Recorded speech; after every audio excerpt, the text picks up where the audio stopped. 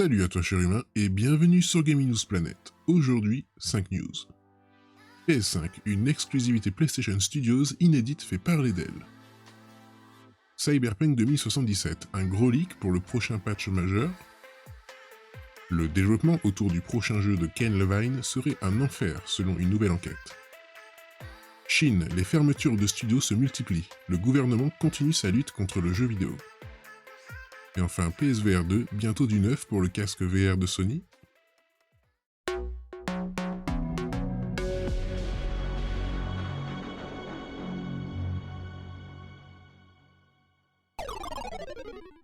On se retrouve sur jeuxvideo.fr.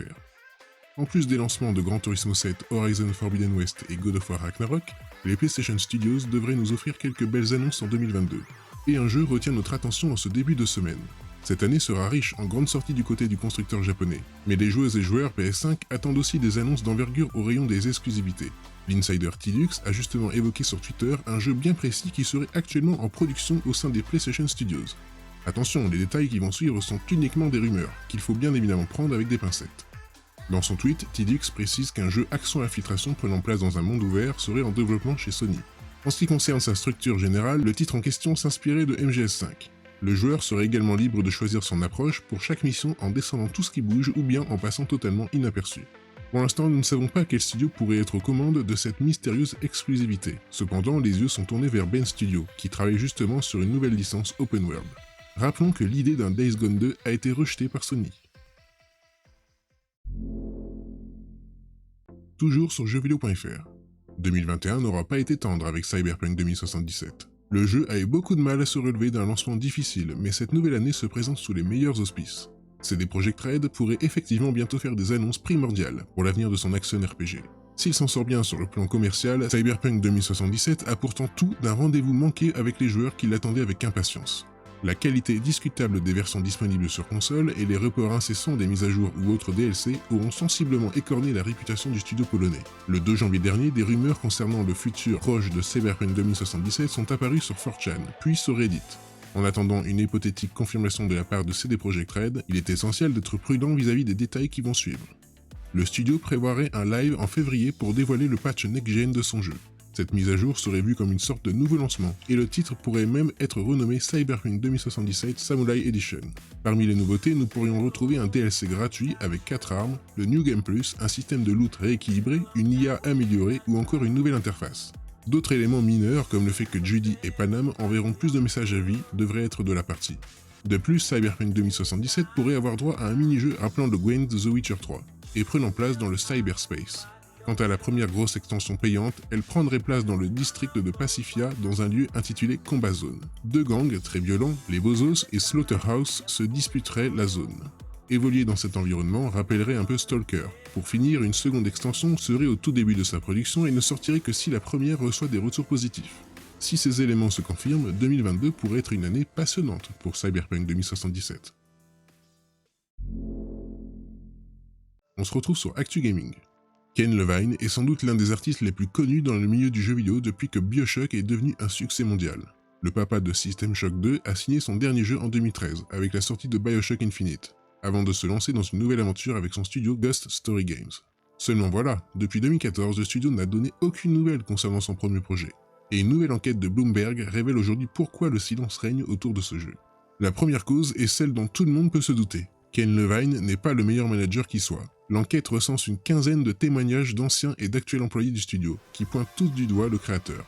Ce dernier aurait beaucoup de mal à bien communiquer sur sa vision, et intimiderait celles et ceux qui le défient ou qui ne répondraient pas à ses attentes. L'homme serait si dur à comprendre qu'un running gag tournait autour de lui au sein du studio, évoquant une Kenception, à l'image du film Inception, afin de pouvoir rentrer dans son esprit pour tenter de lui faire accepter des idées. L'absence totale de contrôle sur le projet par Take-Two aurait aussi été moins bénéfique que prévu, et jouerait sur l'absence de direction claire à suivre. Les pleins pouvoirs laissés à Levine auraient entraîné une série de burn-out au sein de l'équipe, tandis que l'éditeur aurait accordé sa confiance à Levine dans l'optique de réaliser une nouvelle licence forte comme BioShock. Le titre devait alors initialement sortir en 2017, et devait prendre la forme d'un shooter de science-fiction au sein d'une station spatiale habitée par 3 factions. On aurait eu alors le choix de gérer les relations entre ces factions, avec un effectif réduit de moins de 30 personnes car Levine voulait conserver l'esprit indépendant du projet, tout en ayant l'ambition d'un AAA.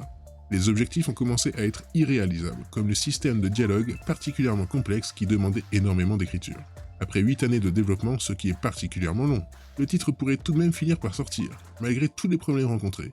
Un ancien employé déclare que l'équipe reste optimiste à l'idée de sortir le titre d'ici 2 ans, mais rien n'est encore sûr. De nouveau sur jeuxvideo.fr. La Chine continue de renforcer ses mesures de contrôle en ce qui concerne le monde du jeu vidéo. Ces mesures sont très strictes, à tel point que des centaines de studios ont fermé leurs portes en 2021. Voilà quelques mois maintenant que la Chine prend des mesures très strictes pour lutter contre l'addiction aux jeux vidéo, notamment chez les plus jeunes, limitées à 3 heures de jeu par semaine. Du côté de la National Press and Publication Administration, NPPA, qui se charge d'approuver les jeux vidéo dans le pays, aucun titre n'a trouvé grâce aux yeux des régulateurs depuis juillet.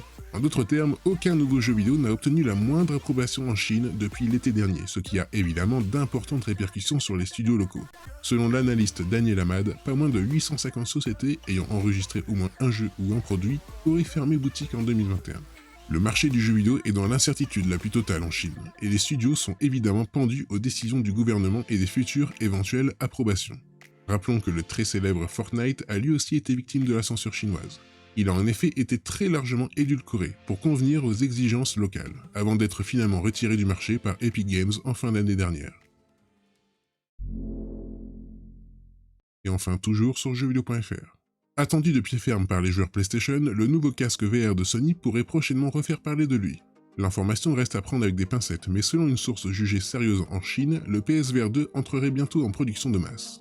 C'est une rumeur insistante, le PSVR 2 sortirait cette année. Ces bruits de couloir viennent aujourd'hui d'être corroborés par un insider de la chaîne de production Goertek, l'usine chinoise qui produisait déjà le premier casque de Sony. Selon lui, l'héritier du PSVR entrerait en production de masse dans les jours à venir. Pour appuyer ses dires, l'insider a fouillé du côté du bilan financier de l'entreprise chinoise. Goertek indique en effet dans ses documents internes avoir reçu une commande importante d'un client japonais de l'industrie du jeu vidéo qui se compte en millions d'unités. Cette même marque, soupçonnée d'être Sony, aurait conclu un partenariat avec l'entreprise pour le lancement d'un casque de nouvelle génération en 2022.